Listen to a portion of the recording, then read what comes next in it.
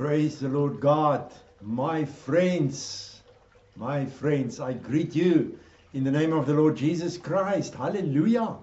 Praise His name. Praise His name. This is the day that the Lord has made, and we will surely rejoice and be glad in it. Even though it is in South Africa already evening, surely we can still rejoice because God is there. God is there and He is alive, and therefore we can rejoice. And for what He has, firstly for who He is. Firstly for who He is. And secondly, for what He has done, we must rejoice all the time. We must praise His name, we must lift Him up, and we must just bring honor and glory to His name. Hallelujah.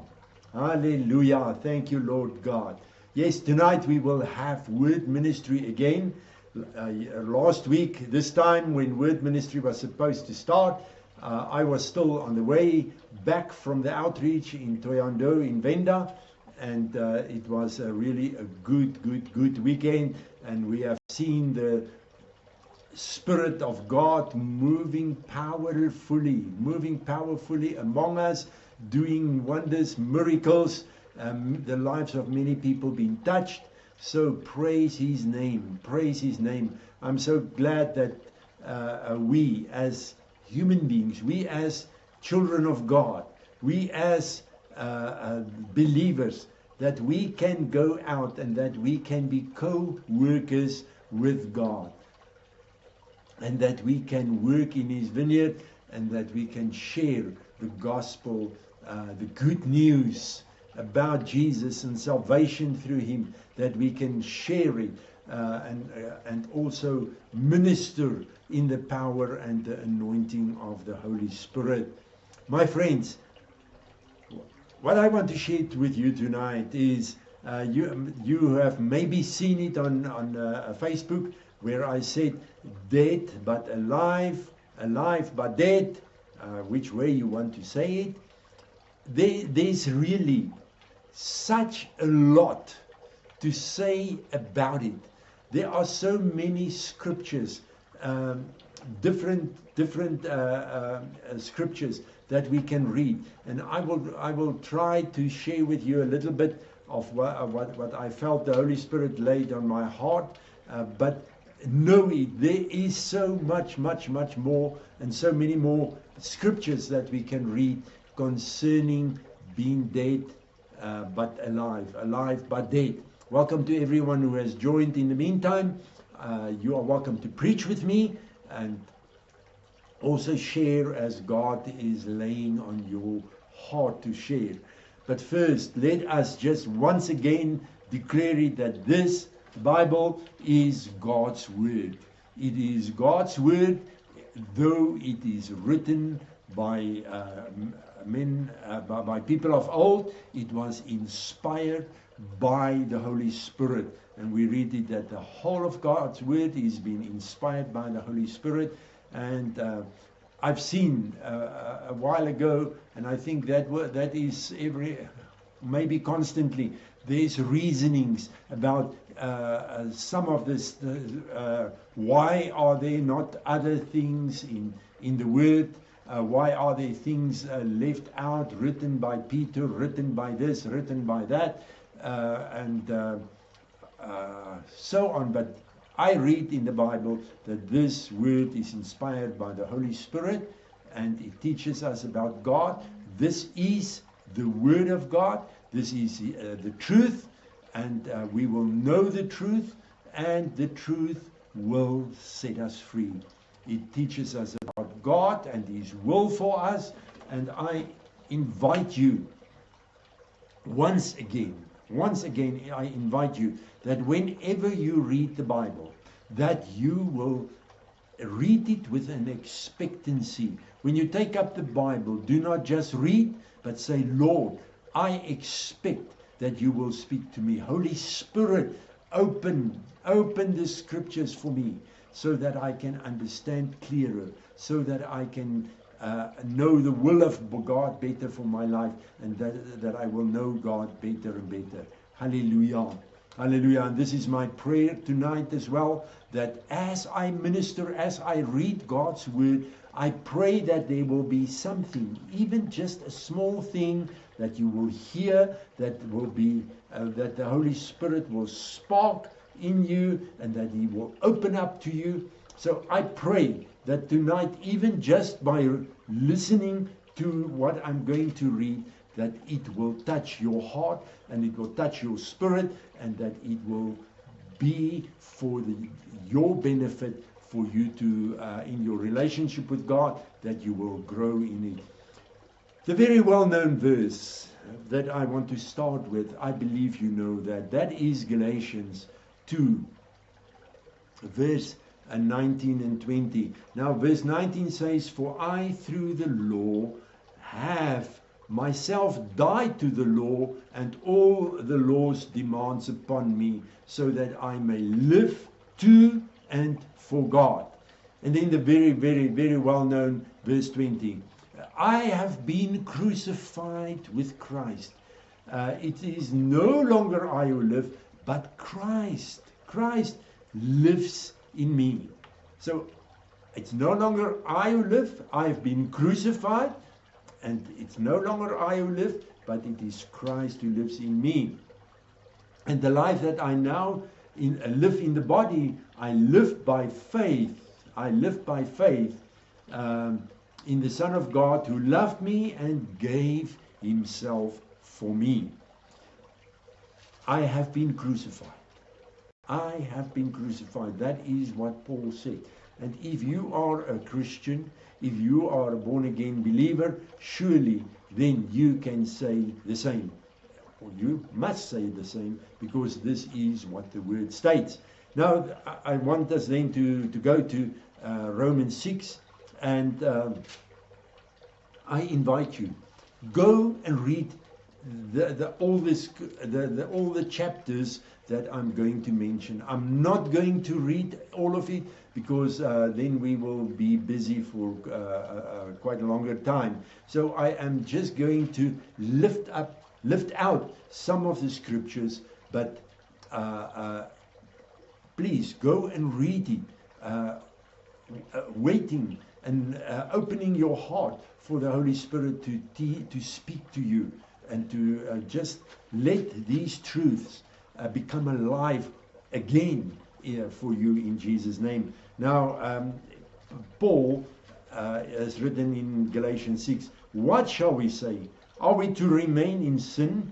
Now, we must actually read Romans 5 as well, because now Paul goes on and he says, "Shall we remain in sin in order that God's grace may multiply and overflow? Certainly not. How can we who died to sin live in it longer?" So Paul says in Galatians 2, "I am crucified with Christ." So we were crucified. We died with Christ on the cross. And when we are born again. And so we died to sin, so we cannot live and are not allowed to live any longer. Verse 3, "Are you ignorant of the fact that all of us who have been baptized into Christ Jesus, who were baptized into Christ Jesus, were baptized into His death? We were buried, therefore, with Him by the baptism into death, so that just as Christ was raised from the dead by the glorious power of the Father," and we know that Paul has written there, Christ was raised from the dead by the Holy Spirit. Because in Romans it is written, "If the Spirit of Him who raised Jesus from the dead dwells in you." So it is by the Spirit of God that Jesus was raised from the dead. Now, so that just as Christ was raised from the dead by the glorious power of the Father, so we too might habitually live and behave in newness of life.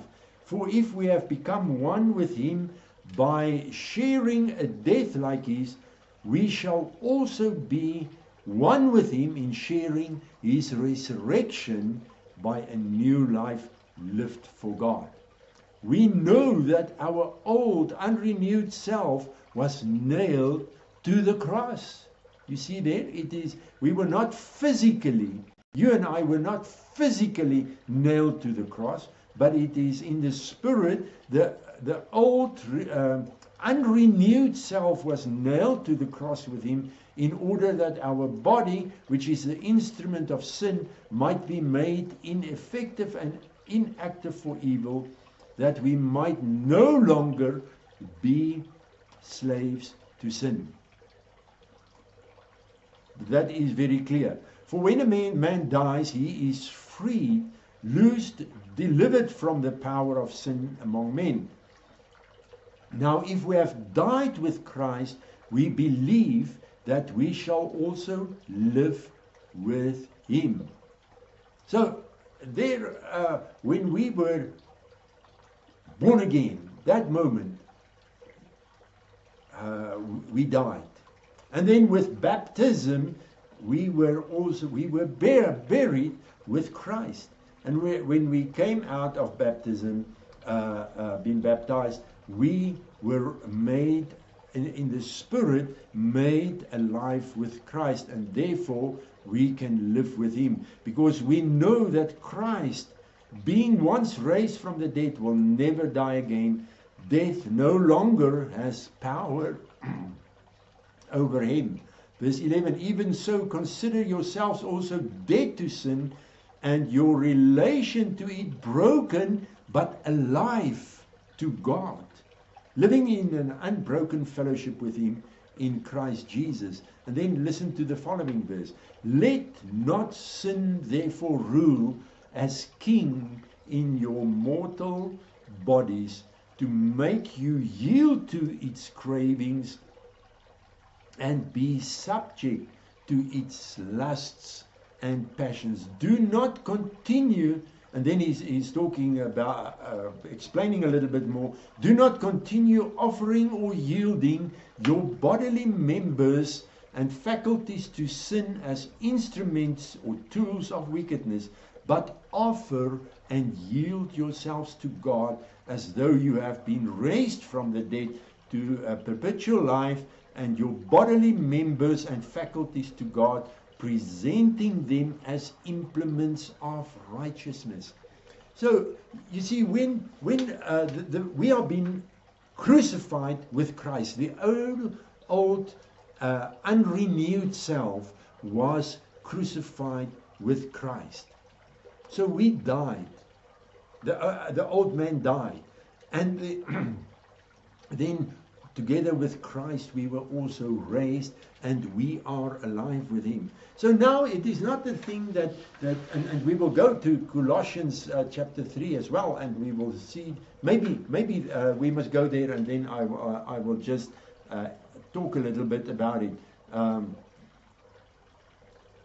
Verse 14 of Romans 6 says, for sin shall not exert dominion over you, since now you are not under the law but under grace. And we must remember that. We are not under the law anymore. We are not under the law anymore. We are under grace. We are under grace. So let us quickly just look at Colossians chapter 3 and see there what Paul says, and then I will just explain a little bit. If then, that is Colossians 3 chapter 3 verse 1. If then you then have been raised with Christ to a new life, thus sharing his resurrection from the dead, aim at and seek the rich eternal treasures that are above, where Christ is, seated at the right hand of God. And set your minds and keep them set on what is above, not on the things of the earth. For as far as this world is concerned, you have died, and your new real life is hidden with Christ in God. When Christ, who is our life, appears, then you also will appear with him in the splendor of his glory. So kill, deaden, or deprive of power the evil desire lurking in your members, those in your members. Sexual vice, impurity, sensual appetites, unholy desires, and all greed and covetousness, for that is idolatry. It is on account of these that the anger of God is ever coming upon the sons of disobedience, among whom you also once walked when you were living in and addicted to such practices. But now and this is important, that we will also take notice of what is written here. But now put away and rid yourselves completely from all these things: anger, rage, bad feelings towards each other, curses and slander, and foul-mouthed abuse, and shameful utterances from your lips. Do not lie to one another, for you have stripped off the old unregenerated self with its evil practices, and have clothed yourself with a new self, which is ever in the process of being renewed. And listen, this is important, that we will remember that we are ever in a process of being renewed and remolded into fuller and more perfect knowledge upon knowledge after the image of him who created it. So, my friends, we have been crucified with Christ. When we were born again. So the old self was crucified. But now, as we are still on the earth, and Paul has written about it, we are still in the flesh. Even though we are born again, and the unregenerated self was crucified, the sinful self was crucified, we are still in the flesh. And the flesh and the spirit stands against each other. So we have died, but we live. And we live, but we have died. We are alive.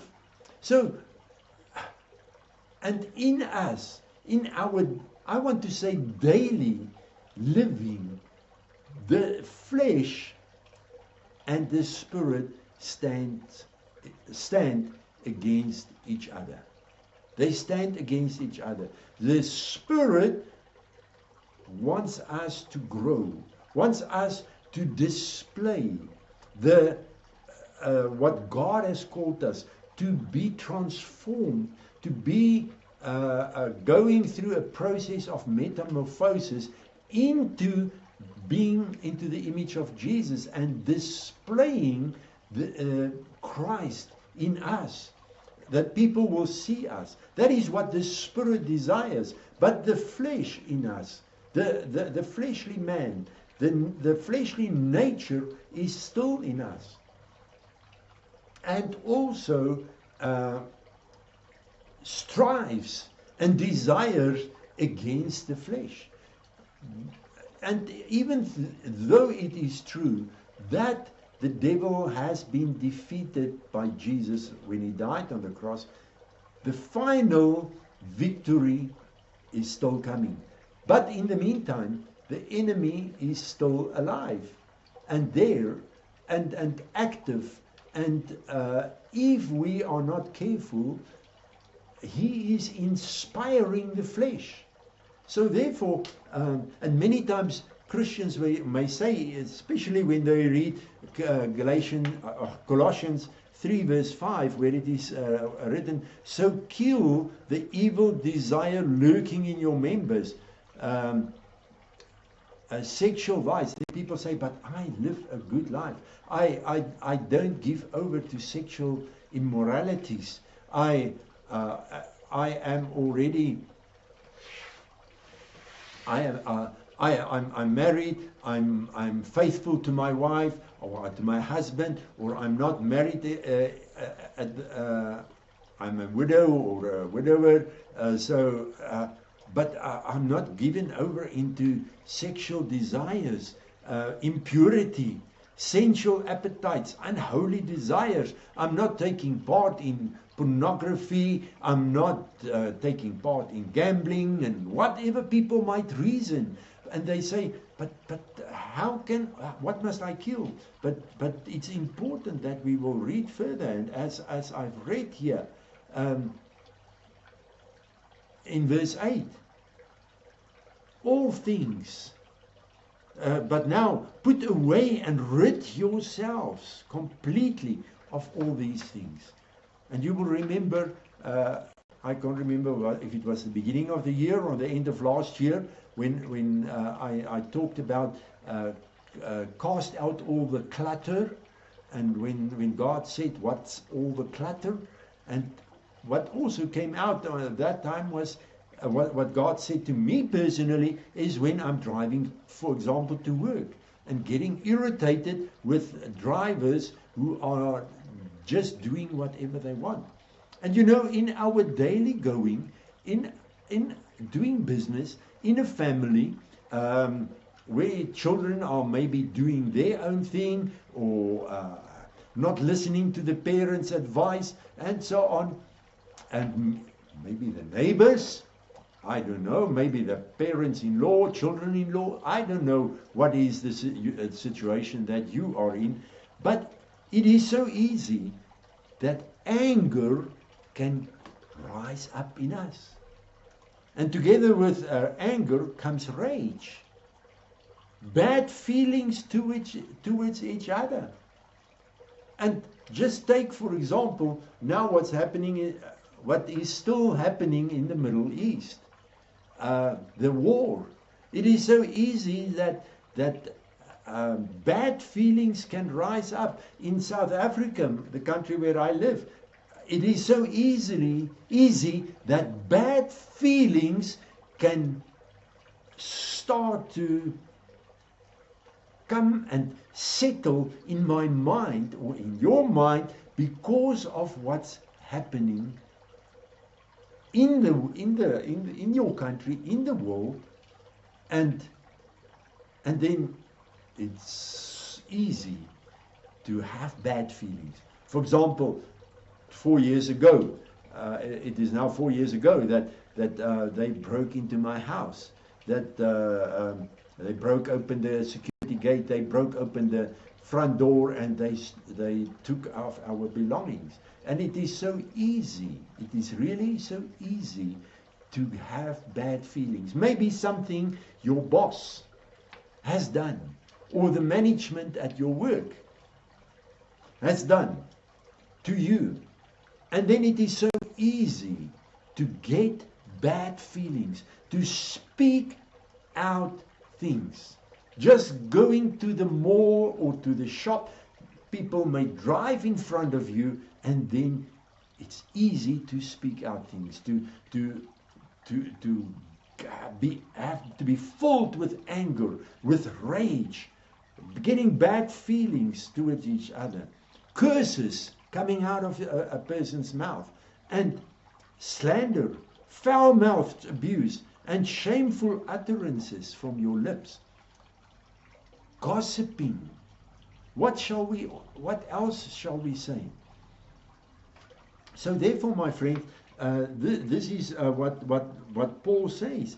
In verse 5, he says, kill or deaden, deprive of power the evil desire. Because this is evil desires lurking in your members.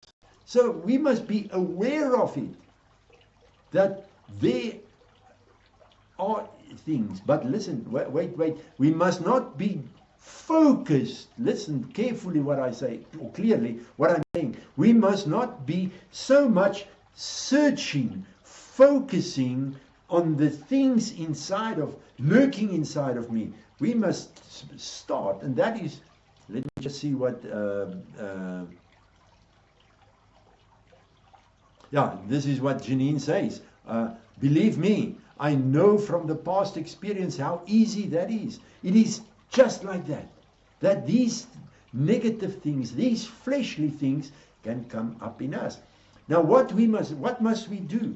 Verse 3. Colossians chapter 3 verse 1 says, if then you have been raised with Christ. So in other words, to be raised with Christ, before that means we died. We died. The old man died. The old man was nailed to the cross with Christ.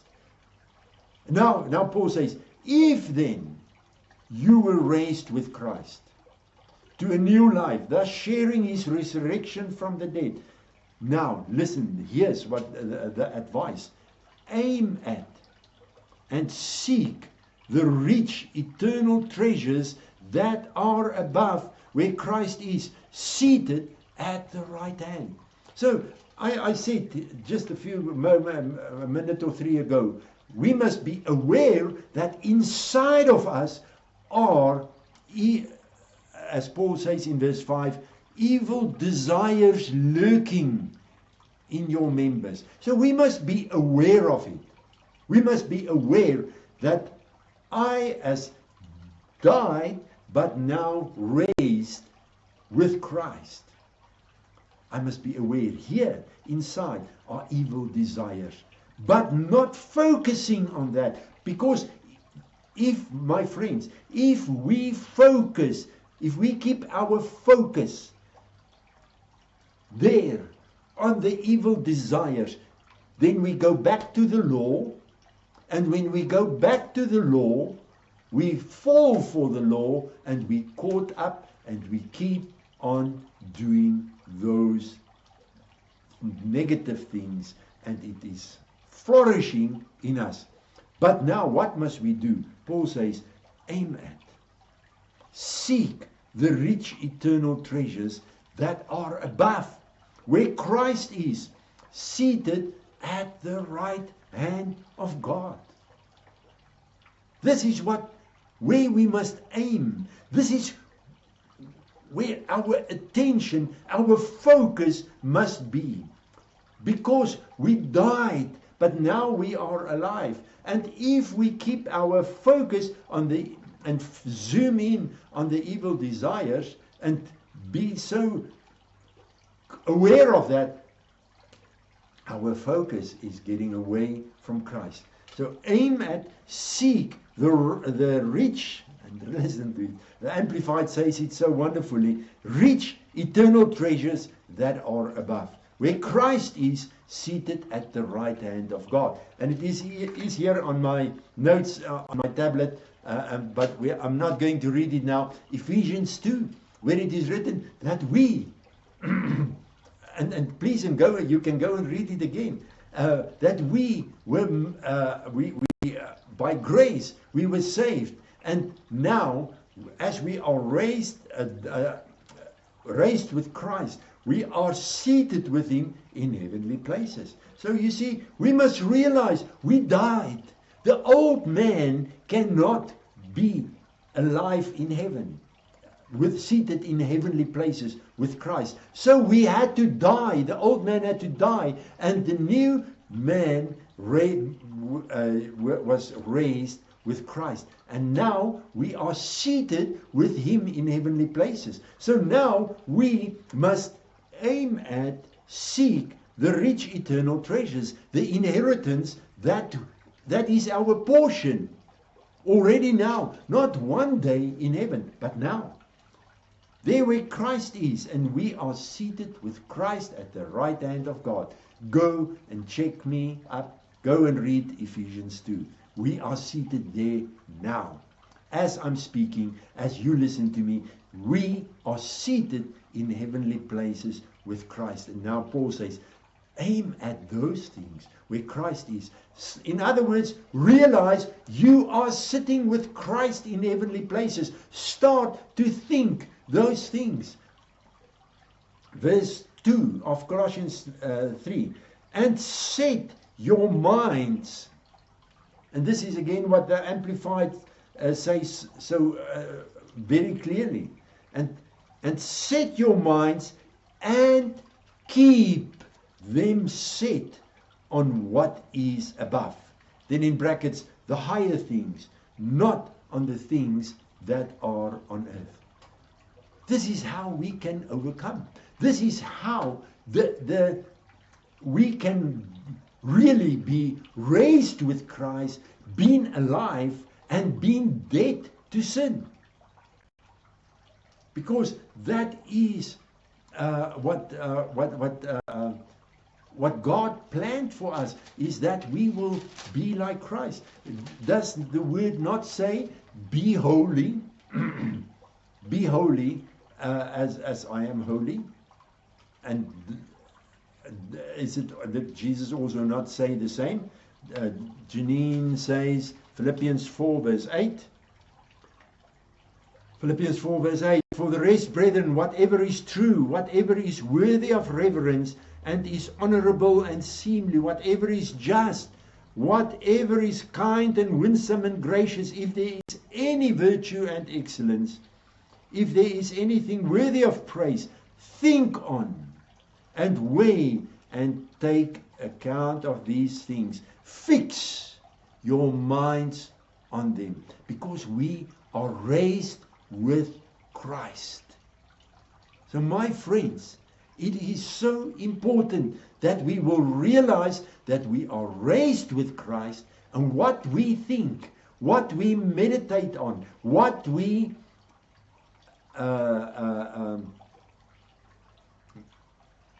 what's in front of us, what is on our minds, must be the good things. This, as we read here. And then verse 9 of Philippians 4 says, practice what you have learned and received and heard and seen in me, and model your way of living it, and the God of peace will be with you. So my friends, we must realize we are dead. We have been crucified with Christ. And as we have read it, and you can go and read, as I said, Romans 6, the whole chapter. You can go to Galatians 5 verse 24 and 5. And those who belong to Christ Jesus have crucified the flesh with its passions and appetites and desires. If we live by the Spirit, let us walk by the Spirit. 2 Corinthians 5 verse 15 to 17. But therefore, if any man is in Christ, he is a new creation. The old things have passed away. So, my friends, we were made new. But here, our minds must be renewed. Again, I want to say it as I've said it in the past. When we were born again, and many pastors have said it, you have heard it, maybe your pastor has said it as well. Maybe you have preached it, maybe you have said it as well. When we were born again, instantly, our spirits were made new. In that moment, our spirits became new, reborn, regenerated.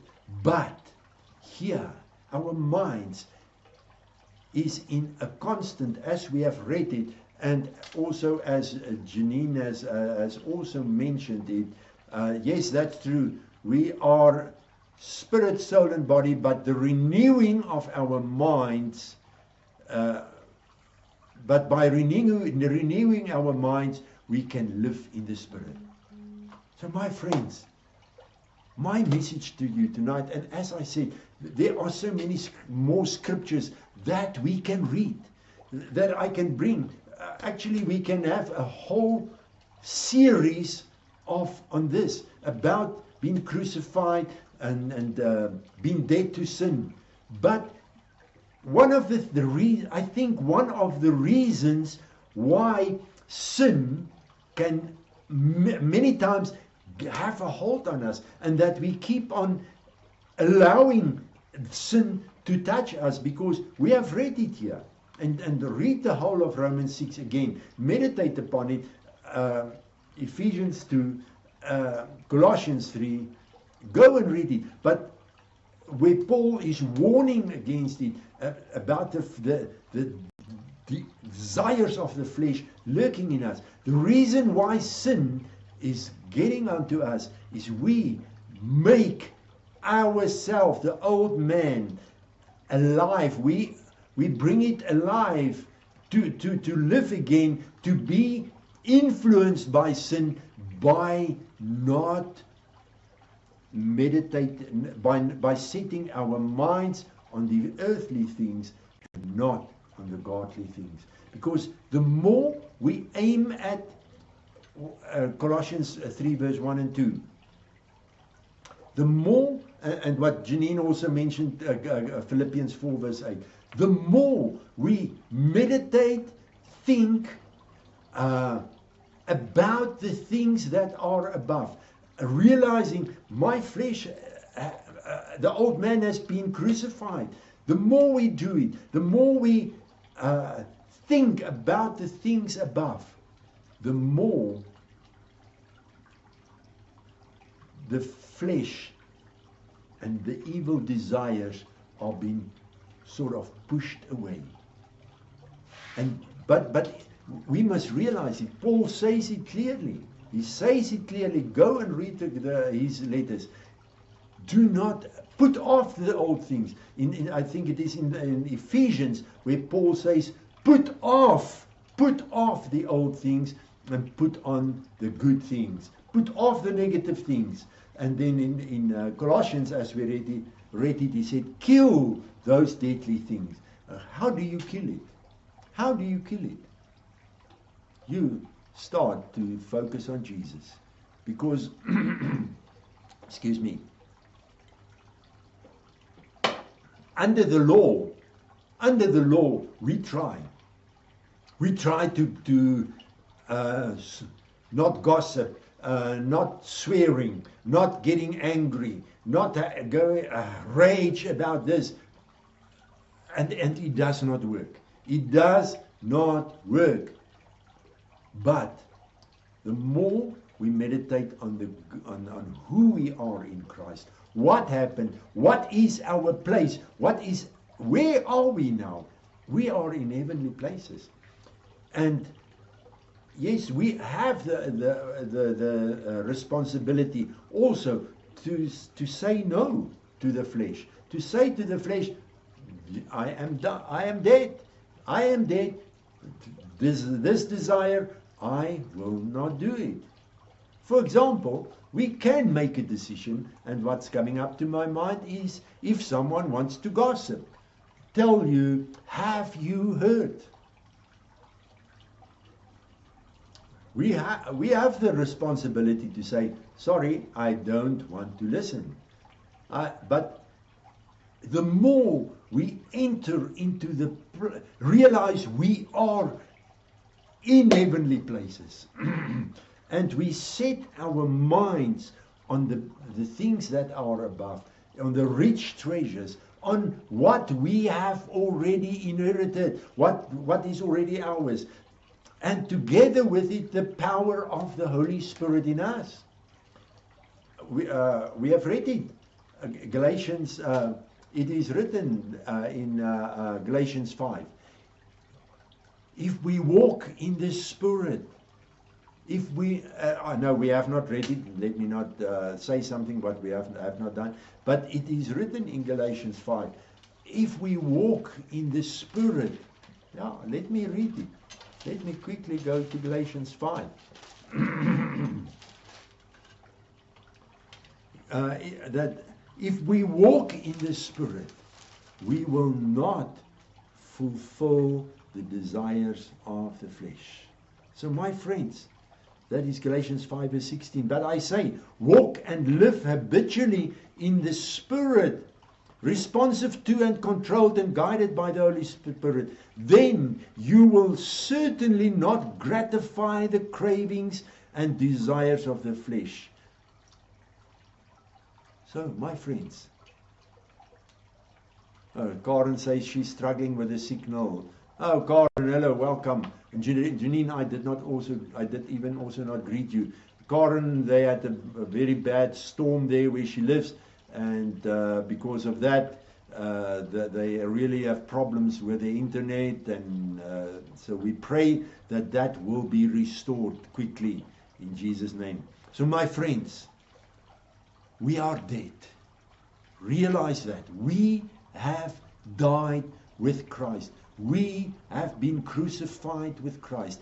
And I've said it before many years ago, not really realizing what I've said, but we must stop raising up the old man. When I was at theological college, there was a pastor in the congregation where we worshipped at that stage, and he said the gravel was moving. So, and he said, don't let the gravel move. The old man is dead. It is buried. The old man is being buried. That old self. So therefore, my friends, realize it. The old man is dead. The old man is dead. We must not raise him up. We do not mean to do it, but we raise up the old man by taking our eyes away from God, away from the things above where Christ is, and we put our focus on the negative things. Anger, then anger comes in, rage, as we have read in Colossians 5. So, my friends, I want to and I have not said a lot, much. We have not, but much more can be said. But tonight, just realize it. You are dead. You have been crucified with Christ. So, but you are not physically dead. The old man is crucified. Don't let the old man rise up again, resurrected again. We must resurrect the dead, yes. And because you were raised up with Christ, you are alive. So you are alive, but you are dead. You are alive, but you are dead. So, in this being alive, being raised with Christ, you are seated in heavenly praises with him. That is what the word says. So, start to aim at. Keep your mind set on what is there. What are all the heavenly treasures, as we have written in Colossians 3. I just want to read it again. If then you have been raised with Christ, aim at and seek the rich eternal treasures that are above, where Christ is, seated at the right hand of God, and set your minds and keep them set on what is above, not on the things that are on the earth. The things on the earth are the fleshly things. The things on the earth is connecting to the old man that's been crucified and the lurking inside of us. So let us focus, keep our focus on the treasures above, on the things where Christ is, where we are seated. And let us make a stand and say no to the sin. Because we know the Holy Spirit is inside of us. The Holy Spirit is in me, He is in you. And when sin is coming and lurking,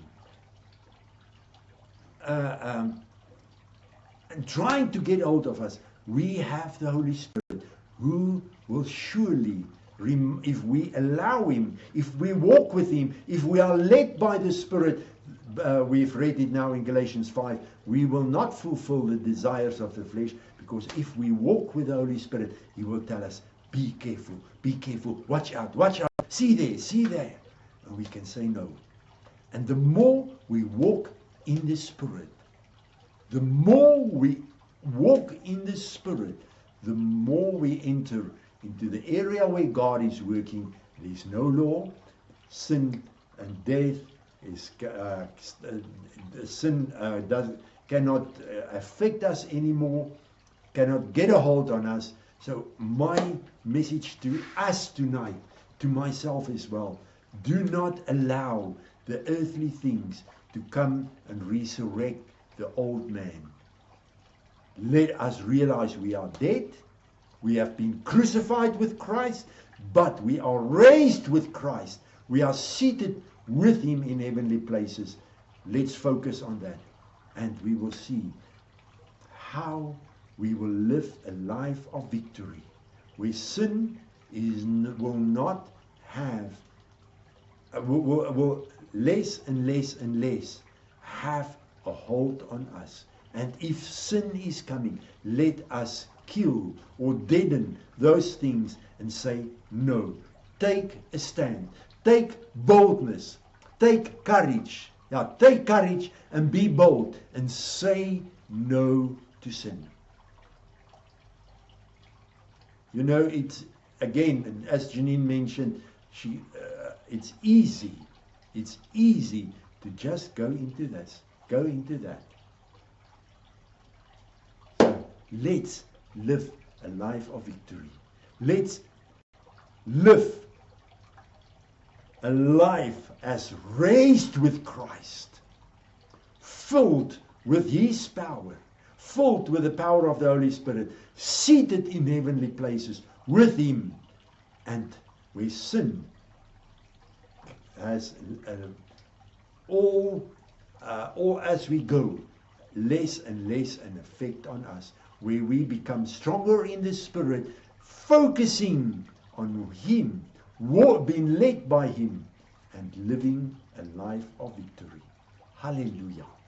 Hallelujah. My friends, there's so much more that I can say. There's so much more that you can say. But let us just go this week. And I invite you, focus on the things that Paul has, what we have read. And realize it. You are seated in heavenly places. You are dead, but you are alive. You are alive, but the old man is dead. Hallelujah. Tuesday evening, we will have prayer ministry. And once again, I invite you to take part. I really want us, my friends, I really want us to, that everyone who joins in, that we will pray with, and that we will be open for the Holy Spirit. And again, I want to say it, as God told me before I went to on my outreach last year to Belarus, it is time.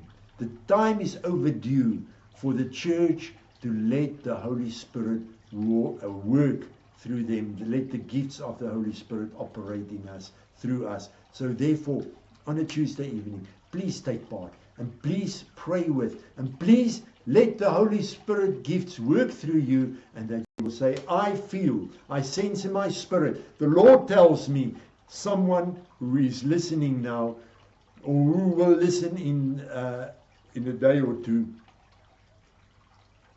has this and this problem. Let us pray for this person. And people will be healed. People will be touched. People will be set free. Situations will change.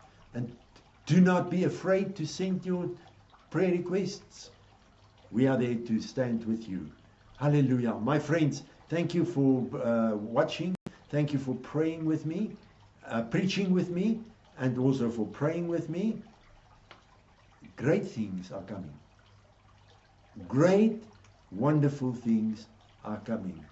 Let us just all expect it in our personal lives and also together with me in this ministry. Hallelujah. Have a great week. May you be filled with the fullness of God, the fullness of the Godhead, and may you experience this week how you are sitting in heavenly places. Hallelujah.